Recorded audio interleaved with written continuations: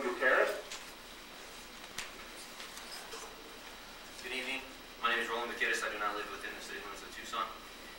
I'm the Vice President of the Tucson Police Officers Association, and I'm here on behalf of the men and women of TPOA to express our concerns of the proposed 55-cent raise for all city employees. The raise has been described as fair and equitable for all employees, but we strongly disagree with that statement. We argue the best solution would be to approve merits for police. I know I have limited time, so I would like to point out some obvious differences between police and other city departments. The Tucson Police Department is in uncharted waters at this time due to an alarming rate of officers leaving for other departments that offer better salaries and benefits.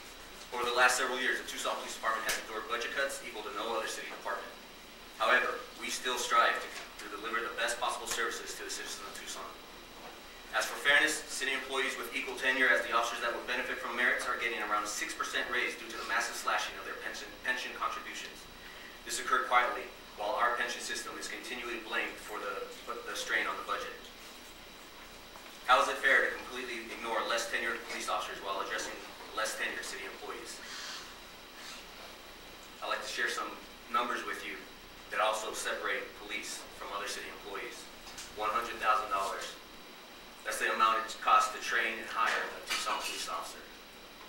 $3 million. The cost to hire and train new officers to replace the ones that have left over the last year. 192.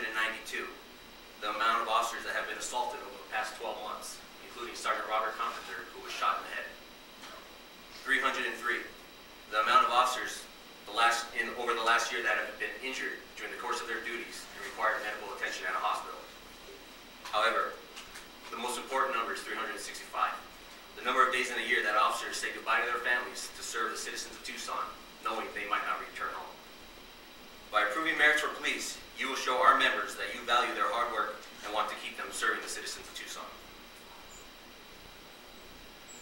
Please don't misconstrue the statements that I've made today.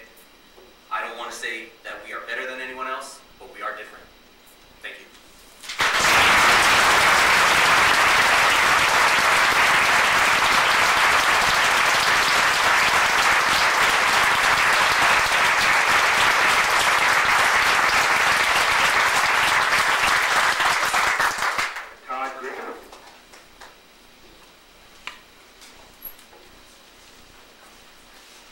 Mr. Mayor, members of council, my name is Todd Griffith. I'm the president of Tucson Police here in Tucson.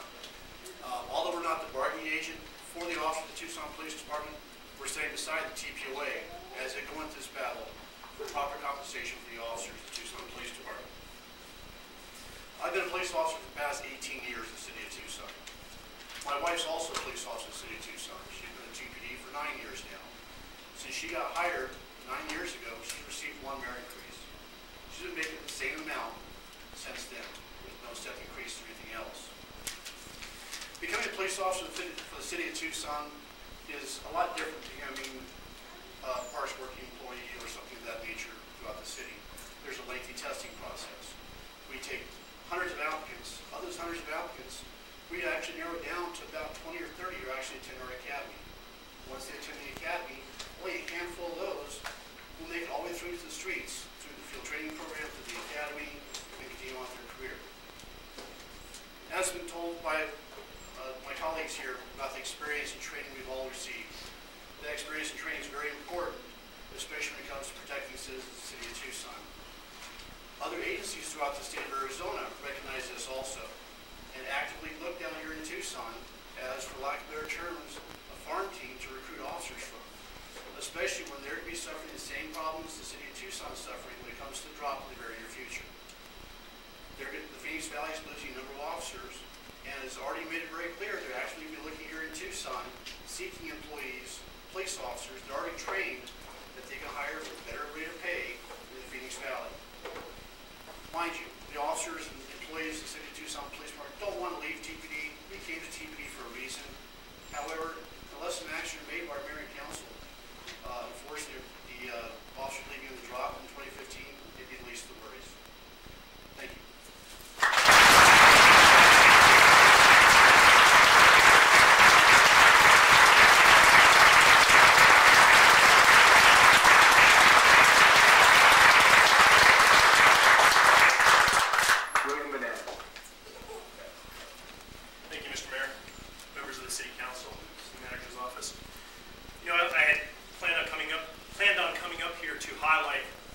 great speeches that members of my board, Todd Griffith, hit on here tonight.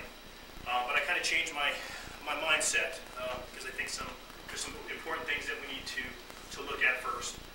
I want to take this opportunity right now to take a look at all these officers that are here, all these folks that are supporting us here tonight. And I'd ask that they all stand up at this point and give themselves a round of applause for being here.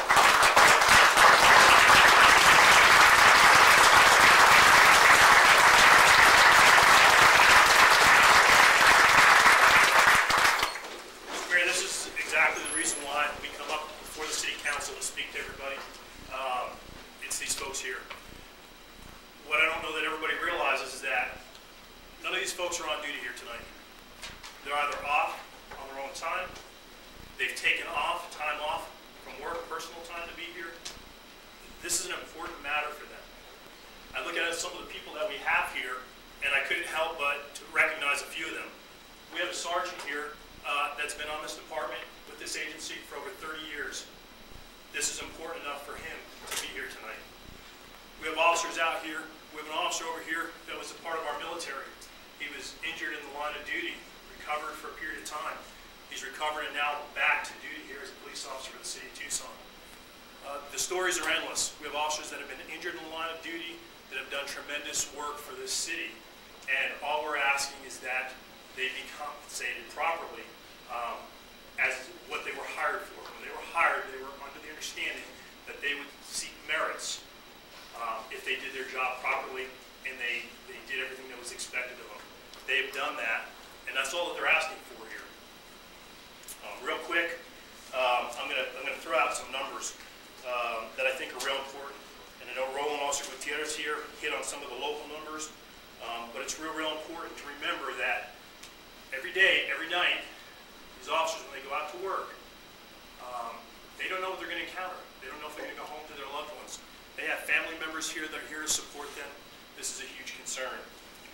Some of the important numbers that we look at here nationally include, and this is from the National Law Enforcement Officers Memorial page. In 2012, there were 127 officers that were killed in the line of duty across the country. Over the past 10 years, 1,539 officers were killed in the line of duty. On an average, over the past 10 years, nationwide, 58,262 officers are assaulted each year. Of that number, 15,658 have significant injuries each year.